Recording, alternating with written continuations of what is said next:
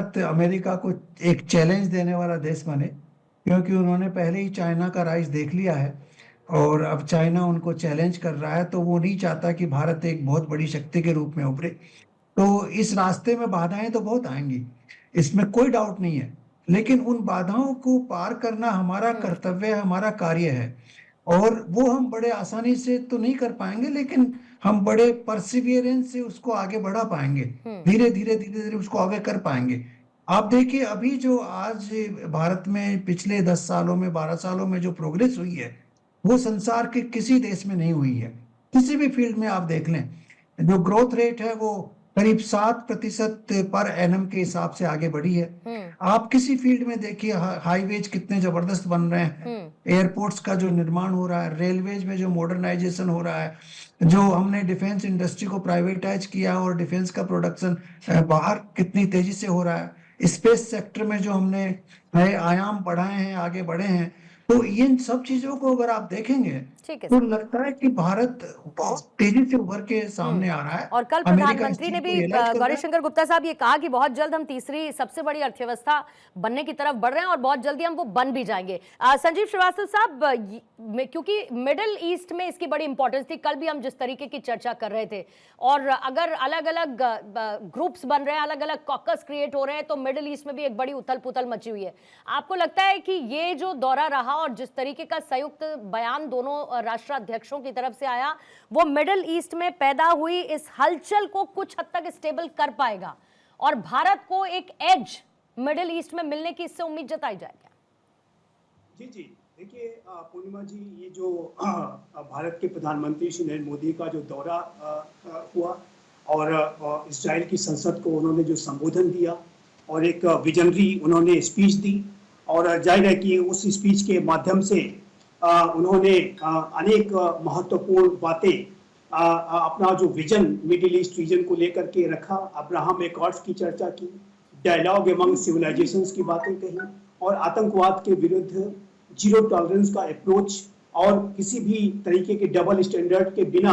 आतंकवाद को डील करने की बात कही। ये सारी बातें बड़ी विजनरी थी। और अब ये जो ज्वाइंट स्टेटमेंट आया है उससे भी बहुत स्पष्ट है कि भारत और इजराइल के जो संबंध हैं, जो बायलैटरल टाइज हैं, वो एक नए ट्रेजेक्टरी को उन्होंने अटेन किया है और दोनों ही देश आगे आने वाले समय में बायलैटरल लेवल पर एक गहरा कोलैबोरेशन तो करने ही जा रहे हैं। लेकिन भारत और इजराइल की इस दोस्ती का, इस पार्टनरशिप का, दो सिविलाइजेशंस के बीच के ये संबंधों का पूरे मिडिल ईस्ट रीजन में भी एक सकारात्मक संदेश अवश्य गया है। और मेरा ऐसा मानना है कि भारत का जो प्रभाव इस यात्रा के बाद एक सकारात्मक रूप से बढ़ा है और भारत जो कि पहले से ही एक बड़ी प्रभावी भूमिका में है, चाहे वो India middle east Europe economic corridor का इनिशिएटिव हो या I2U2 का इनिशिएटिव हो, सभी के माध्यम से भारत अपनी पहले से ही एक जो पहचान है, अपनी जो अपना जो इन्फ्लुएंस है वहां पर आके रखा हुआ है। लेकिन अब भारत के प्रधानमंत्री श्री नरेंद्र मोदी के द्वारा जो एक प्रोएक्टिव अप्रोच दिखाया गया है, एक संकट के समय में ये जो यात्रा की गई है, उसका एक बहुत ही सकारात्मक संदेश मेरे असेसमेंट के मुताबिक पूरे मिडिल ईस्ट रीजन में गया है, पूरे विश्व में गया है कि यदि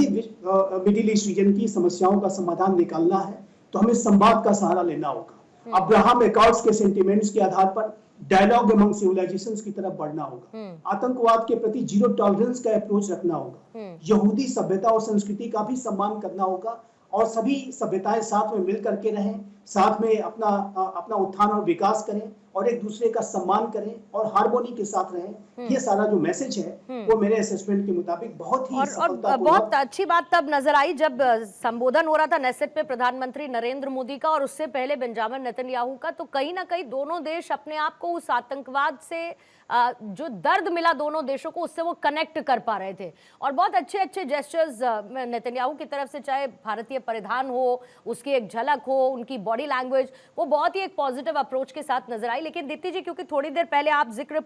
पॉपुलेशन के लिहाज से कह रही थी कि बहुत ज्यादा पॉपुलेशन नहीं है, तो आपने बिजनेस से ज्यादा स्ट्रैटेजिकली इसे वे किया था कि ये दौरा उससे ज्यादा फायदेमंद रहेगा। लेकिन जैसा कि कहते हैं कि बूंद बूंद से घड़ा भरता है और पिछले कुछ समय में हमने बहुत सारी कंट्रीज के साथ इस तरीके के ट्रेड एग्रीमेंट्स किए, इंक्लूडिंग अमेरिका, और फिर कुछ देशों के साथ हमने एफटीए भी किया। अभी अभी विक्रम मिस्री का स्टेटमेंट आया कि यहाँ पर ऑलरेडी एक टीम मौजूद है इजरायल की, और हमने उसको लेकर चर्चा टीम के साथ शुरू कर दी है। तो ये तमाम देशों के साथ हो रहे एफटीएज और ट्रेड एग्रीमेंट्स भारत की इकोनॉमी के पर्सपेक्टिव से डेफिनेटली गेम चेंजर साबित होंगे, लेकिन कहीं पर आप ज्यादा चैलेंजिंग और कहीं पर ज्यादा एट ईज देखती हैं आप इन एफटीएज को?